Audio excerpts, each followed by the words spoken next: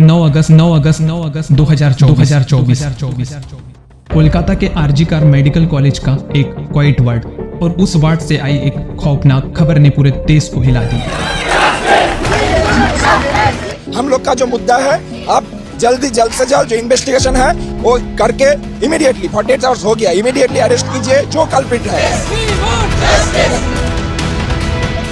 We want justice for humanity। ये एक औरत के साथ हुआ है, एक डॉक्टर के साथ हुआ है। हमारी जब तक मांगे पूरी नहीं हो जाती, जो मेन मांगे वो यही है कि सीबीआई प्रोब हो। From the Democratic Doctors Forum, we will take this to the world and we will get rid of Mamata Banerjee। माँ से एक माँ की रिक्वेस्ट, प्रॉमिस कीजिए मुझे, उन सबको सिर्फ फांसी ही होगी। I promise. से निकल, जीते हैं चल, जीते हैं चल, जीते हैं चल। एक 31 साल की पोस्ट ग्रेजुएट ट्रेनी डॉक्टर जो अपनी ड्यूटी पर थी, उसका लाश बहुत बुरा हाल में पाया गया। हॉस्पिटल अथॉरिटीज ने पहले कहा कि ये सुसाइड है, लेकिन जब पोस्टमार्टम रिपोर्ट सामने आई तो सच्चाई बाहर आई, क्योंकि ये कोई सुसाइड नहीं बल्कि ये एक रेप और ब्रूटल मर्डर का केस था। इस 31 साल की पोस्ट ग्रेजुएट ट्रेनी डॉक्टर के साथ उस दिन जो इंसिडेंट हुआ, उस इंसिडेंट को मैं एक मेल होने के बावजूद भी आपको ओपनली बता नहीं सकता। जिन लोगों ने ये घटिया काम किया है ना, वो लोग इंसान नहीं बल्कि हैवान हैं। उन सारे लोगों को कड़ी से कड़ी सजा मिलनी चाहिए। आपने जब अपनी बेटी को देखा था आखिरी बार अंतिम संस्कार के पहले, तो क्या बीत रही थी आपको? क्या बोले इसके बारे में, बोलना बहुत दिक्कत है। 60 साल 62 साल मेरा उम्र है, इतना साल से हम जो कुछ किया है हम लोग सब उस दिन में पानी में बहा दिया। इसके ज्यादा कुछ नहीं बोल सकते। सोचिए, एक हॉस्पिटल जहां जिंदगी बचाई जाती है, वहीं एक डॉक्टर अपनी ही ड्यूटी के दौरान मारी गई। 31 साल की ट्रेनी डॉक्टर जो अपने प्रोफेशन में माहिर थी, जिनकी लाश 9 अगस्त को एक गवर्नमेंट टीचिंग हॉस्पिटल के अंदर मिली। उसके शरीर पर कई घाव थे जो उसके साथ हुई हिंसा को बयां कर रहे थे। परिवार को पहले बताया गया कि ये सुसाइड है, लेकिन सच्चाई तो तब सामने आई जब पोस्टमार्टम हुआ तो पता चला कि उन्होंने सुसाइड नहीं किया बल्कि उनका रेप हुआ और फिर उसे मार डाला गया।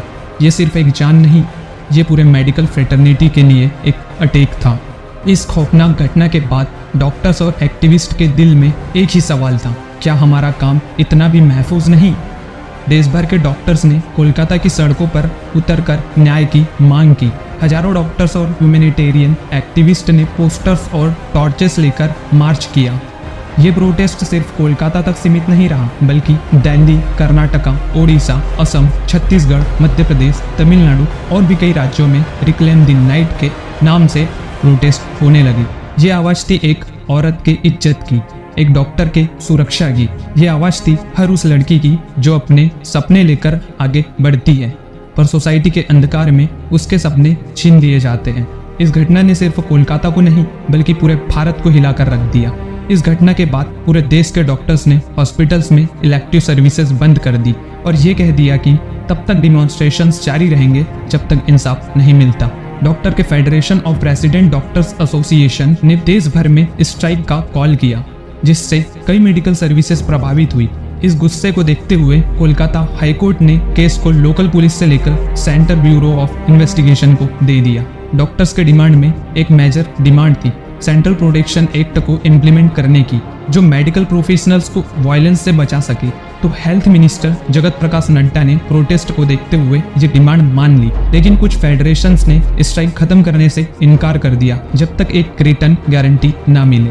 लेकिन एम्स, फैमा और कुछ और हॉस्पिटल्स ने अपनी स्ट्राइक जारी रखी। इनका कहना था कि जब तक सेंट्रल प्रोटेक्शन एक्ट को इनेक्ट नहीं किया जाता और कॉलेज के प्रिंसिपल को ट्रांसफर के बजाय जब तक टर्मिनेट नहीं किया जाता, तब तक ये प्रोटेस्ट चलेगा। ये डिमांड की गई कि एक्यूज्ड को डेथ पेनल्टी दी जाए ताकि ऐसी घटना दोबारा कभी ना हो। एम्स के रेसिडेंट डॉक्टर्स एसोसिएशन के जनरल सेक्रेटरी रघुनंदन दीक्षित ने कहा कि जब तक लिखित एश्योरेंस नहीं मिलता, ये स्ट्राइक खत्म नहीं होगी। डॉक्टर्स के डिमांड्स बिल्कुल क्लियर है, strict law enforcement, better security और एक्यूज्ड को सजा।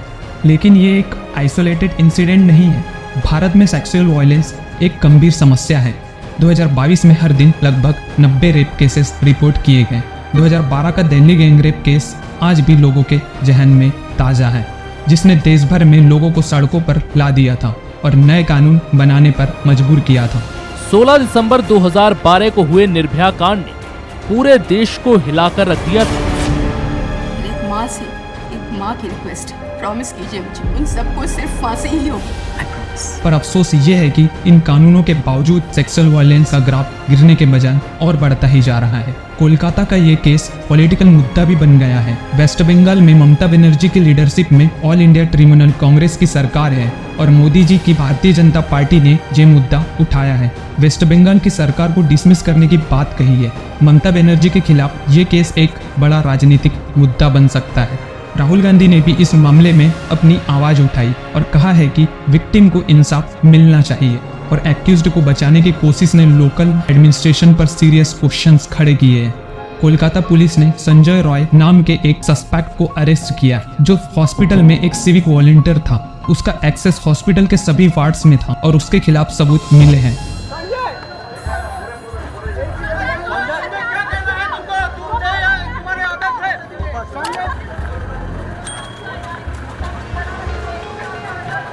कोलकाता हाईकोर्ट ने यह केस सीबीआई को ट्रांसफर कर दिया है, जो अब इन्वेस्टिगेशन कर रही है और उनसे कहा है कि रेगुलर स्टेटस रिपोर्ट्स फाइल करें। इंडियन लॉ के हिसाब से रेप या गैंगरेप केसेस में इन्वेस्टिगेशन 2 महीने में कंप्लीट करनी होती है, इसलिए सीबीआई को अक्टूबर 9 तक ये रिपोर्ट सबमिट करनी होगी। ये केस सिर्फ कोलकाता की एक घटना नहीं है, बल्कि ये एक सिस्टम का रिफ्लेक्शन है जो कहीं ना कहीं फेल हो रहा है। ये पूरे देश के लिए एक आई ओपनर है। आज हमें सोचना होगा कि हम अपनी माओ, बहनों, बेटियों के लिए किस तरह का देश चाहते हैं। ये लड़ाई सिर्फ एक इंसाफ की नहीं, ये लड़ाई है सिस्टम को सुधारने की। अगर आज हम खड़े नहीं हुए तो कल किसी और घर में ये घटना दोबारा हो सकती है। ये सिर्फ एक बैटल नहीं, ये पूरे देश का एक मिशन होना चाहिए, बेटर लॉस, बेटर सिक्योरिटी और बेटर फ्यूचर के लिए। और इस मिशन में आपका सपोर्ट जरूरी है। आज अगर हम चुप रहे तो ये साइलेंस कल किसी और डॉक्टर, किसी और बेटी, किसी और माँ की जिंदगी ले लेगा। आपका एक शेयर, एक सपोर्ट, एक कदम इस न्याय की लड़ाई को जीतने में मदद कर सकता है। तो जय हिंद, जय भारत, वंदे मातर। And my last message is please respect women's and gate justice for this doctor. एक फरिश्ता था जो सपने देखता था, दिलों में उम्मीद जगाता था, लेकिन उस रात खामोशी में डूब गया। वो फरिश्ता जो सबका था, उसकी मुस्कान अब भी याद है, पर वो चेहरे से मिटा दी गई। उसकी आवाज़ गूंजती थी हर दिल में, पर अब वो हमेशा के लिए चुप हो गई। ये दुनिया सोई रही और उसकी ज़िंदगी छीन दी गई, पर उसकी यादें जीतेंगी हर वो जंग जो उसने लड़नी थी। वक्त गुजर जाएगा लेकिन वो दर्द नहीं जो उसने झेला था, वो इंसाफ जरूर पाएगी। ये मत सोचो कि वो अकेली थी, उसकी कहानी हर बेटी के दिल में है।